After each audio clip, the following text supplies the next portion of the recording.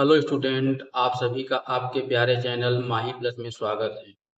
तो बच्चों, यदि आप पहली बार चैनल पर विजिट कर रहे हैं तो चैनल को सब्सक्राइब करें। और अगर आपको वीडियो अच्छा लगे तो उस वीडियो को अपने दोस्तों में भी शेयर करें, ताकि वह भी अच्छे ज्ञान का आनंद ले सके। हो सकता है उनको भी इस वीडियो को ज़रूरत हो। और अगर उनको भी वीडियो की ज़रूरत है तो उनको भी कहिए कि सब्सक्राइब कर लें, ताकि सीधे हमारा वीडियो उनके पास पहुंच सके। तो चलिए, एक बार फिर से हम आप सभी का आपके प्यारे चैनल में स्वागत करते हैं और क्वेश्चन पढ़ते हैं, जो कि स्क्रीन पर दिखाई दे रहा है। लिखा है बच्चों कि के किस मान के लिए प्रदत्त फलन x बराबर 2 पर एक सतत फलन है। और फलन इस प्रकार से दिया गया है, एफ एक्स बराबर 1 है के एक्स स्क्वायर कब, जब x का मान 2 से छोटा या 2 के बराबर है। ठीक। और एफ एक्स का दूसरा मान है 3, जो कब, जब x का मान 2 से बड़ा है।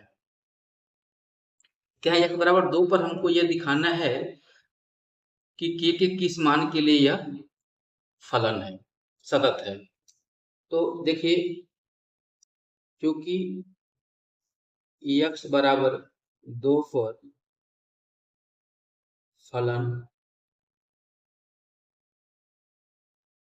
सतत है, इसलिए अब देखना है कि इक्वल टू और लेफ्ट हैंड लिमिट दोनों एक ही में है, तो हम राइट और इक्वल टू की बात करते हैं। इसलिए left hand limit equal to right hand limit equal to F two.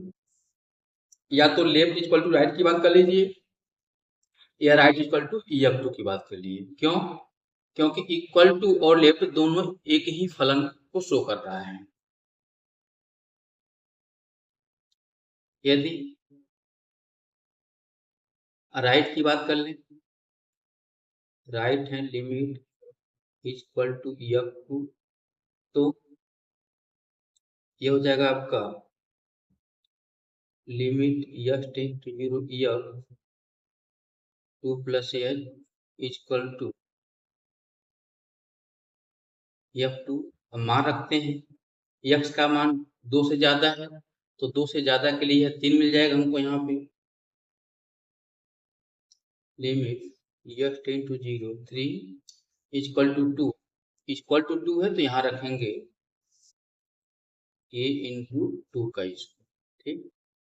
तो यहाँ से तो बच्चों, यहाँ से यह 3 हो गया और यहाँ से 4 के हो गया। अब के का मान निकाल देंगे यहाँ से, तो के बराबर 3/4। यह बच्चों आपका हो गया के का मान। तो यह क्वेश्चन आपका कंप्लीट हो गया। अब देखा है आपने ना, कितना छोटा सोल्यूशन है। ठीक। अगले क्वेश्चन की ओर चलते हैं बच्चों। नेक्स्ट क्वेश्चन आपके स्क्रीन पर दिखाई दे रहा है। क्वेश्चन इस प्रकार से है, सेम वही टाइप है। के किस मान के लिए प्रदत्त फलन एक्स बराबर पाई पर एक सतत फलन है, जबकि एफ एक्स के दो मान दिया हुआ, एक दिया है के एक्स प्लस वन, कब, जब एक्स का मान पाई के बराबर या पाई से छोटा हो। और एफ एक्स का दूसरा मान काश एक्स, कब, जब एक्स का मान पाई से बड़ा हो। तो हम उसी प्रकार से यहाँ भी लिखेंगे, चूंकि एक्स बराबर पाई पर फलन सतत है, इसलिए left hand limit equal to right hand limit equal to f pi. तो इसमें से देखना है इक्वल टू और लेफ्ट एक ही में है, तो हम राइट और इक्वल टू की बात कर लें। यदि right hand limit equal to f pi, तो limit F tend to zero f pi plus x equal to f pi. अब यह हमारा हो पाई प्लस एच, यह हमारा हो गया पाई से बड़ा, तो पाई से बड़ा के लिए यहाँ पे cos x दिया हुआ है, यहाँ हम लिख सकते हैं limit x tend to 0 cos pi plus x बराबर, यहाँ पे x का मान पाई है तो x का मान पाई रखते हैं k pi plus 1, k pi plus 1। अब यह cos pi plus h cos pi plus theta equal to minus cos theta, यह हमारा हो जाएगा limit x tend to 0 minus cos h बराबर k पाई प्लस 1। यहाँ पे हम मार्क देते हैं तो minus cos 0 equal to k pi plus 1। हम जानते हैं cos 0 का मान 1 होता है, तो यह माइनस 1 और इस प्लस 1 को दाएं से बाएं कर देंगे तो ये माइनस 1 बराबर k पाई हो जाएगा। अब यहाँ से k पाई बराबर -2, यहाँ से k बराबर -2 बटे k पाई, k बराबर -2 बटे k पाई। तो बच्चों यह आपका आंसर हो गया, यह आपका आंसर हो गया k इक्वल टू -2 बटे के पाई। ठीक, छोटे छोटे सॉल्यूशन है लेकिन इम्पॉर्टेंट है आपके लिए। चलिए नेक्स्ट क्वेश्चन की ओर चलते हैं। तो बच्चों नेक्स्ट क्वेश्चन ठीक वैसा ही आपके सामने स्क्रीन पर दिखाई दे रहा है कि किस मान के लिए प्रदत्त फलन x इक्वल टू 5 पर एक सतत फलन है। अब फलन भी आप देख ही रहे हैं, तो चलिए हम बोलते हैं कि चूंकि x इक्वल टू 5 पर फलन सतत है, इसलिए left hand limit equal to right hand limit equal to f है। इसमें से दो का चयन करते हैं, right hand limit equal f5, तो यह हो जाएगा limit x tend to 0 f5 plus h equal to f5। ठीक, अब x tend to 0 5 plus h 5 से बड़ा हो गया, तो यह फलन हो गया हमारे पास limit x tend to 0 3 bracket में x का मान 5 प्लस h, 5 प्लस h फिर -5 इक्वल टू f5, मतलब x इक्वल टू 5 है तो पहला फलन यह हो जाएगा आपका k इंटू 5 प्लस 1। अब यहाँ 0 रख देंगे हम, 3 ब्रैकेट में 5 plus 0 minus 5 equal to 5k plus 1, 3 बचे 15, 15 minus 5 equal to 5k plus 1। ठीक, अब हम घटा देंगे, 15 से 5 गया 10 और इस प्लस 1 को दाएं से बाएं कर देंगे तो -1 इक्वल टू 5k, यहाँ से 5k इक्वल टू 9 हो गया और k इक्वल टू 9 बटे के 5, तो यह k का मान हो गया बच्चों, k इक्वल टू 9 बटे के 5। यहाँ से 5k इक्वल टू 9, तो k इक्वल टू 9 बाई के 5, यह आंसर हो गया आपका।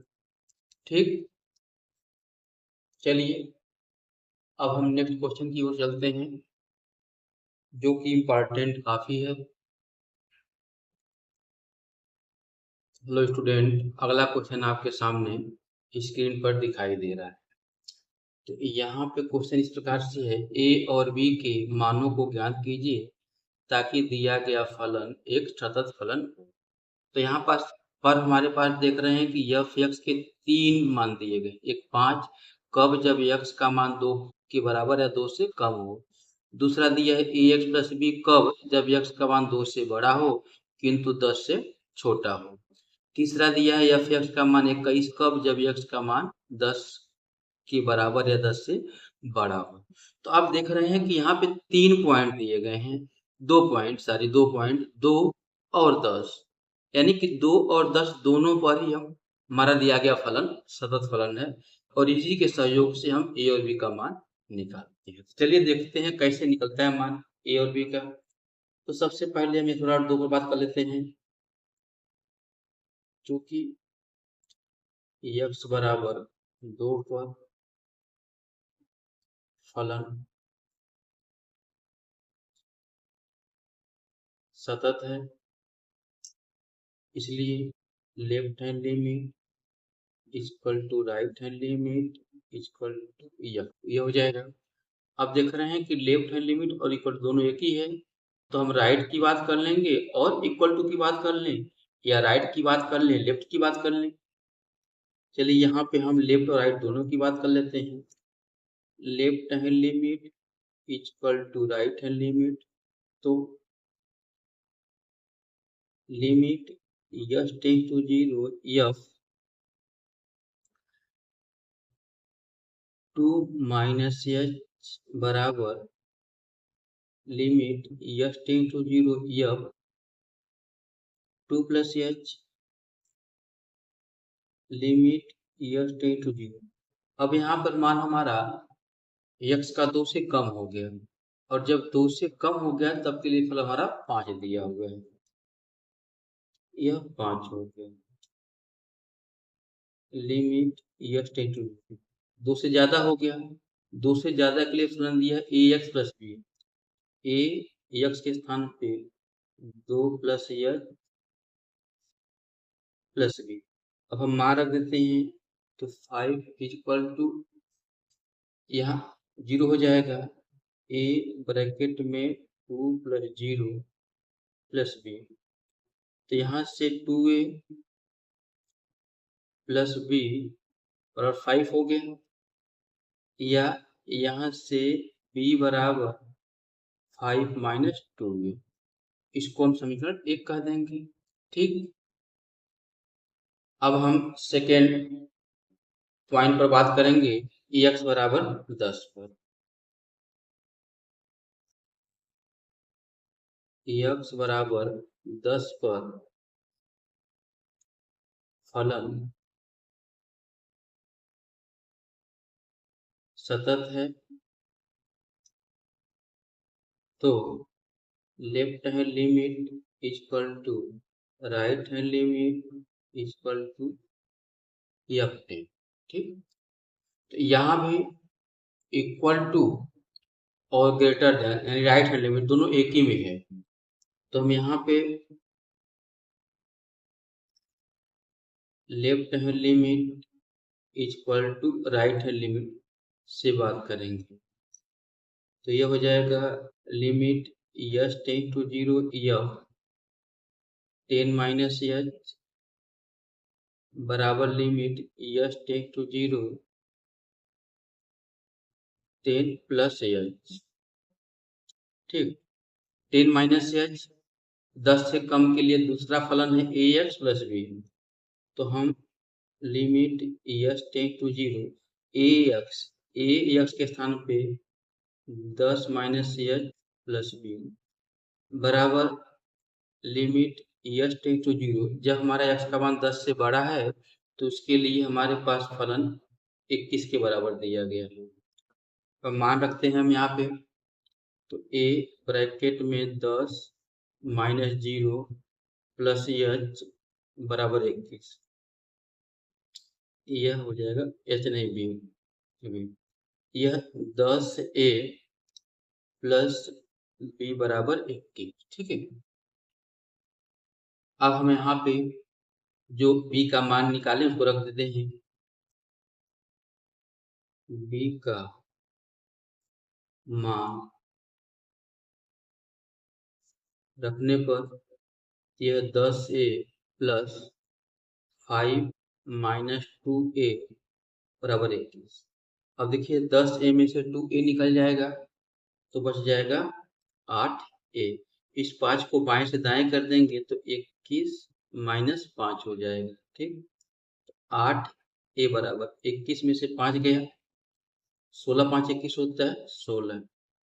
तो यहाँ से ए बराबर 16/8 यानी कि 2 हो गया। ए का मान 2 हो गया। अब इस ए के मान को समीकरण 1 में रखने पर ए का मान समीकरण 1 में रखने पर तो समीकरण 1 हमारे पास है b = 5 - 2a। ठीक, तो बच्चों यहाँ पे 10a + b = 21 है। b का मान रख देते हैं जो ऊपर समीकरण 1 में रखे हैं, तो 10a + 5 - 2a = 21 हो जाएगा। 10a में से 2a निकल जाएगा तो 8 है, और इस 5 को बाएं से दाएं कर देंगे तो 21 - 5 हो जाएगा। यह होगा 8 बराबर 16। अब 8 का भाग दे देंगे 16 में, a का मान 2 आ जाएगा। अब a का मान क्या करते हैं कि समीकरण 1 में रख देते हैं। समीकरण 1 है b बराबर 5 - 2a है, तो a का मान 2 रख दिए तो 2 × 2 हो गया। तो यहाँ से 5 - 4 यानी कि 1 हो गया। ठीक, अतः a बराबर 2 और b बराबर 1, ये हमारा आंसर हो गया। ठीक, तो बच्चों आपके सामने स्क्रीन पर एक फलन दिखाई दे रहा है। लिखा है कि दर्शाइए कि f(x) बराबर cos x² द्वारा परिभाषित फलन एक सतत फलन। ठीक, तो यह जो हमारा फलन दिया है संयोजन फलन दिया हुआ है। यहाँ पे f(x) बराबर cos x² दिया हुआ है। अगर यहाँ मान लो, माना g(x) बराबर x², तो हमारा f(x) बराबर cos x हो जाएगा। ठीक, f(x) बराबर cos x हो जाएगा। तो अब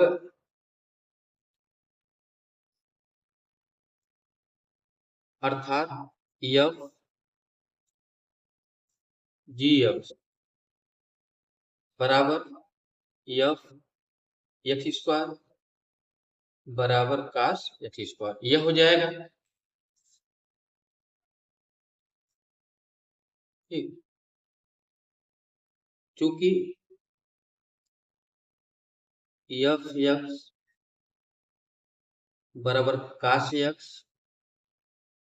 x बिलोंग टू R में एक सतत फलन है, और g(x) = x², x belong to R में एक सतत फलन है। इसलिए f(x) और g(x) का संयोजन फलन f g(x) भी एक सतत फलन होगा। ठीक, जब इसका संयोजन f g(x) सतत फलन हो गया, तो अर्थात जो f(x) बराबर cos x² दिया गया है, यह एक सतत फलन है। अर्थात दिया गया फलन एक सतत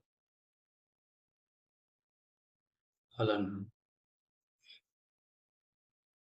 ठीक, इस प्रकार से अगर कोई भी संयोजन फलन आएगा, वह जिन दो फलनों से मिलकर बना होगा, अगर वह फलन सतत फलन है दोनों, तो उसका संयोजन भी एक सतत फलन होगा।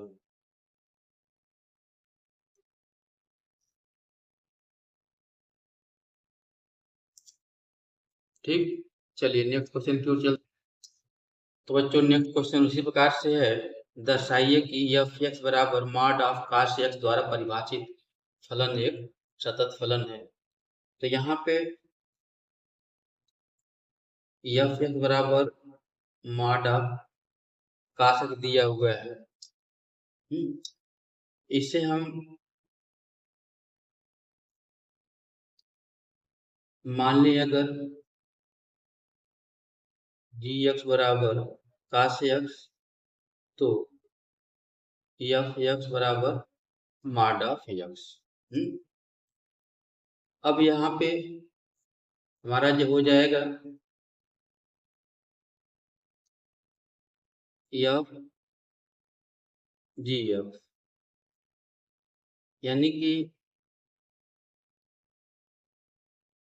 F g x f x g x हो गया। तो यहाँ पे मॉड में जी एक्स, तो जी एक्स का मान रख देंगे, ये हो गया। चूंकि जी एक्स बराबर काश एक्स और एफ एक्स बराबर मॉड ऑफ एक्स दोनों ही एक्स बिलोंग टू आर में एक सतत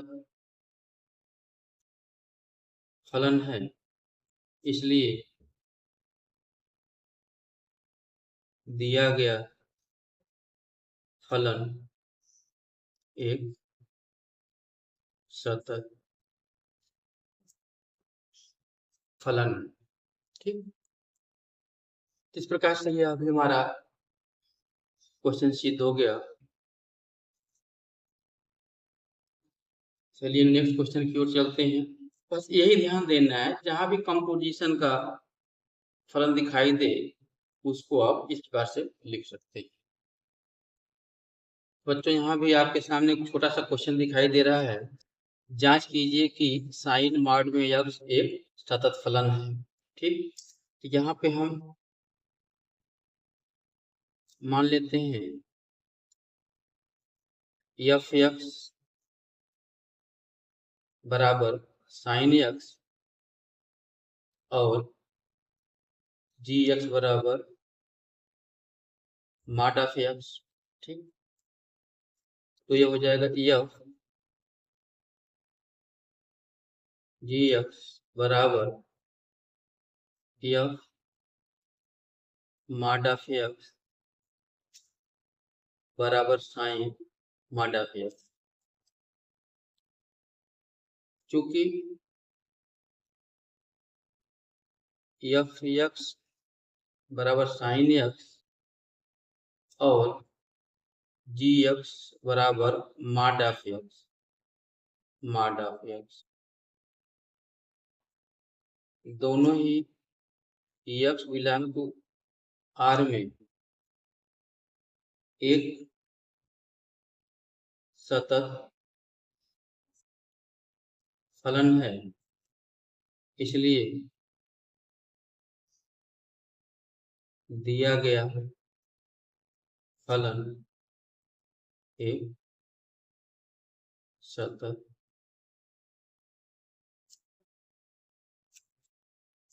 ठीक। तो आप बस इतना ध्यान रखिएगा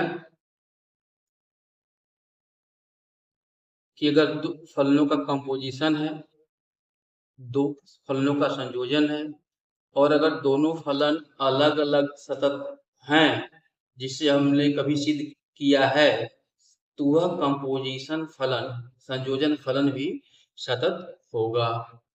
ठीक, तो बच्चों अगला क्वेश्चन आपके सामने स्क्रीन पर दिखाई दे रहा है। लिखा है F x mod of x minus mod of x plus one द्वारा परिभाषित फलन एफ के सभी असातत्यता के बिंदुओं को ज्ञात कीजिए। तो हम जानते हैं कि यह दोनों ही फलन एक सतत फलन है, चूंकि मॉड ऑफ एक्स और mod of x plus 1 x belong to R में एक सतत फलन है, इसलिए x बराबर mod of x minus mod of x plus 1 भी x बिलोंग टू R में सतत है। अर्थात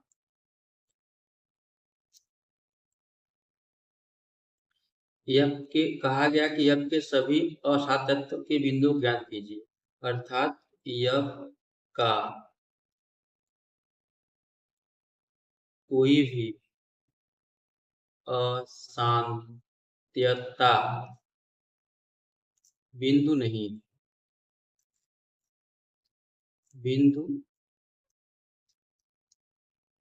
है। ठीक, तो यह आपका आंसर हो गया। ठीक, तो बच्चों आज के लिए इतना ही।